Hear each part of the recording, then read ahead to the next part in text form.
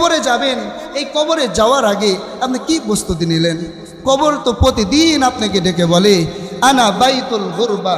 কবর প্রতিদিন আপনাকে ডেকে বলে আনা বাইতুল গুরবা, আমি প্রবাসীর ঘর। আনা বাইতুল ওয়াহদা, আমি একাকিত্বের ঘর। আনা বাইতুত তুরাব, আমি মাটির ঘর। আনা বাইতুদ দুধ, আমি সাপ পোকামাকড়ের ঘর। কবর প্রতিদিন আপনাকে ডেকে বলতেছে। মেরে মোহতারাম, ওই কবরের জন্য আপনি কি করলেন? দুনিয়াতে থাকার জন্য তো বড় বড় পাইলিং করলেন, বাড়ি করলেন, গাড়ি করলেন, কিন্তু কবরে যে যাবেন ওই কবরের জিন্দগির জন্য, কবরকে সাজানোর জন্য, মেরে মোহতারাম আল্লাহর সামনে দাঁড়ানোর জন্য আপনি কি করলেন? নিজেকে একটু প্রশ্ন করেন। এই জন্য তো আল্লাহ তাআলা বলেছেন মা গররাকা বিরব্বিকাল কারীম, বান্দা আমার সাথে সম্পর্ক করতে কিসে তোমাকে ধোঁকা দিল? এই দুনিয়া তোমাকে ধোঁকা দিল।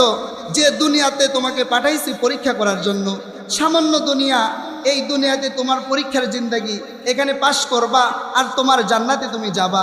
ওই জান্নাতের জন্য এই দুনিয়াতে আল্লাহ তাআলা পাঠাইলো, কিন্তু আমরা এই দুনিয়াতে আইসা ওই জান্নাত ভুলে গেলাম। এই জন্য রব ডেকে বলে মা গররাকা বিরব্বিকাল কারীম, ও বান্দা তোমাকে আমার সাথে সম্পর্ক করতে কিসে ধোঁকা দিল, কিসে বাধা দিল?